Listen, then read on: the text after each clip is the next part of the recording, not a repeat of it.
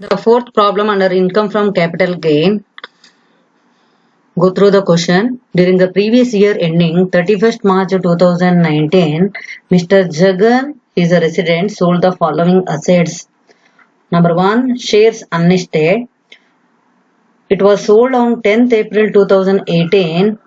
The amount of sale is 15,50,000, which was purchased. Purchase means it's the cost of acquisition 1,70,000. The year of purchase 2009-10. No fair market value as on 1st April 2001. Second one, agriculture land in rural area. It means outside municipal limit. 25th May 2009 it was sold. Sale proceeds 17 lakh. Cost of acquisition 2,30,000. It was purchased in the year 1973-74. Fair market value as on 1st April 2001 was 3,40,000. Third one, personal car. Date of sale July 1st 2018. Sale proceed 1,25,000. Cost of acquisition 70,000. Year of purchase 2001 to fair market value not applicable because it is personal car. Agricultural land in urban area sold on 10th June 2018. Sale proceed 30 lakh. Cost of acquisition 2,50,000. Cost of acquisition nothing but purchase cost. Year of purchase or year of acquisition 1979-80. That agricultural land in urban area. Fair market value 2 lakh. And there is additional information. On March 31st 2019, Mr. Jagan purchases another agricultural land for rupees 95,000. The agriculture land must remember the section 54B applicable. Purchase, sale and new investment in, if it is in agriculture land, you can give deduction under section 54B. 54B means acquisition, sale and new investment in agriculture land. That is the provision. The cost inflation index for 2001 200, 2009-10 140, for 2018-19 that is 280. Find out the capital gains chargeable to the tax for assessment year 2019-20. For 2019-20 we need to calculate all the capital assets taxable amount. We'll go through the answer. If you want, it is available in your textbook. Same question is there and answer also available. You can go again. See, computation of taxable income from capital gain. Assessee here Mr. Jagan, previous year 2018-19, status resident, assessment year 2019-20. Number 1, that is the shares. It is on shares. See, first shares unlisted. See, it was sold on 10th April 2018 and it was purchased in 2009-10. We know that before calculating income from capital gain, we have to aggregate the given asset either short term or long term. Share is the financial asset. Here, purchase and sale difference is more than 1 year. If more than 1 year, it should be treated as long-term capital asset. So here, sales consideration. This is the sale proceed. Sale consideration 15,50,000. There is no transfer expenses. Transfer expenses nothing but realization expenses. Therefore, net sale consideration 15,50,000. Net sale consideration 15,50,000. Index cost of acquisition.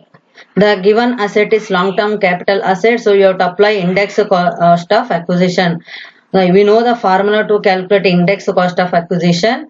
That is cost of acquisition divided by acquired year index into sales year index.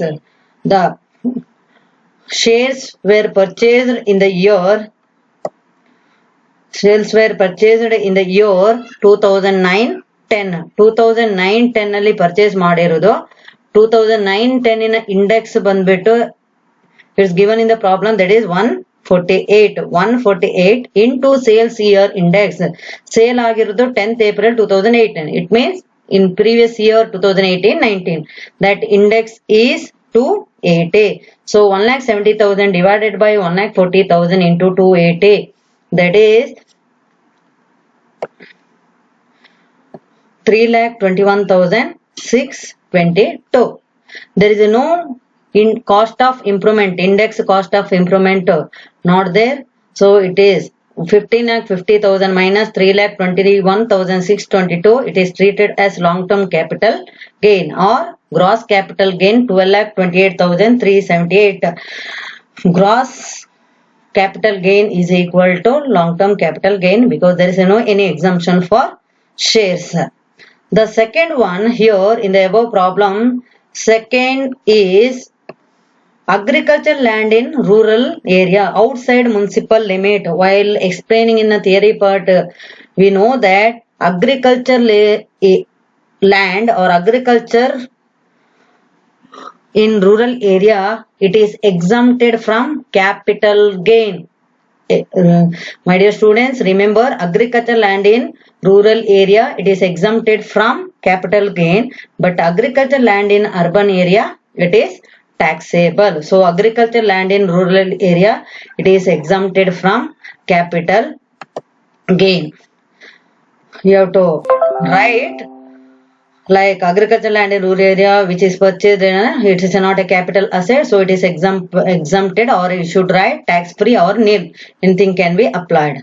Another one, that is a personal car, as we mentioned, and you know that again any capital asset which is used for personal purpose, it is also exempted from capital gain. So it is treated as a not capital asset, so it is also tax free. Last one, that is agricultural land in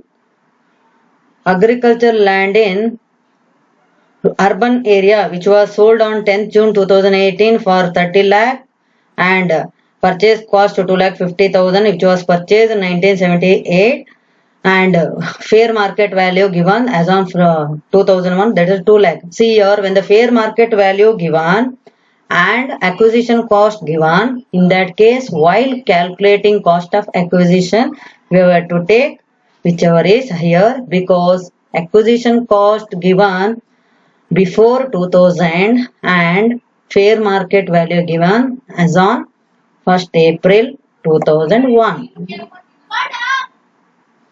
Go through the answer. Agricultural land in urban area which was purchased in the year 1979 and it was sold on 10th June 2018. Obviously again it is long-term capital asset because difference between purchase and sale more than 3 years. Here sale consideration 30 lakh, that is the sale proceed. There is no any transfer expenses or realization expenses. So net sale consideration 30 lakh.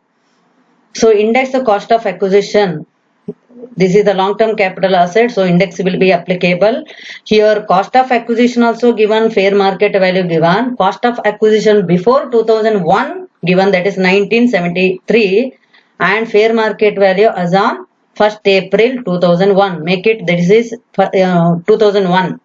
So cost of acquisition or fair market value. So here cost of acquisition 2,50,000.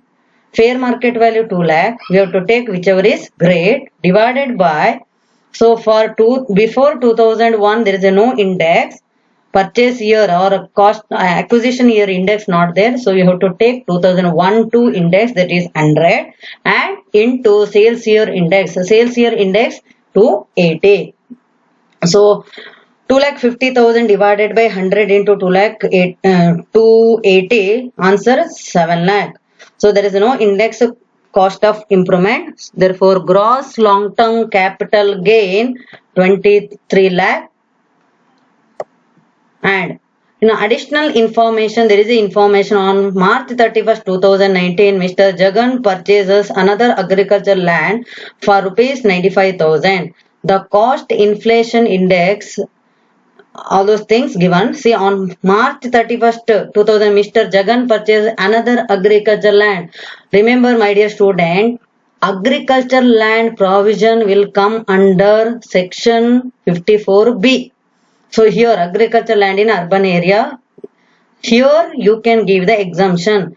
Sale also agricultural land, purchase also agricultural land, and new purchase also, another means new purchase also agricultural land. So you can give the exemption under section 54B for while calculating agricultural land income.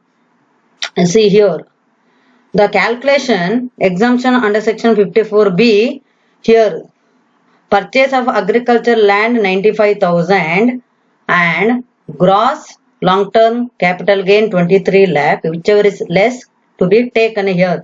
They taken directly 95,000 because it is lesser than gross capital gain. Actually the calculation is calculation of exempted amount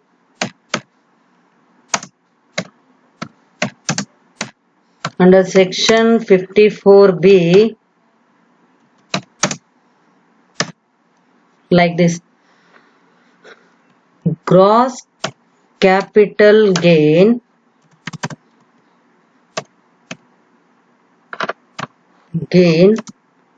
or cost of new agricultural land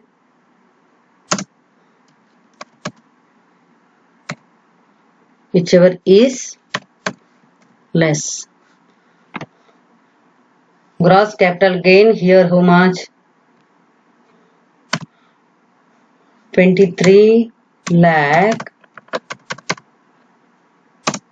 or 95,000 whichever is less. Here 95,000 is less, so it is the exempted amount under section 54B. So therefore taxable long term capital gain 22 lakh 5,000. This is a question answer for question number 4. Go through this answer.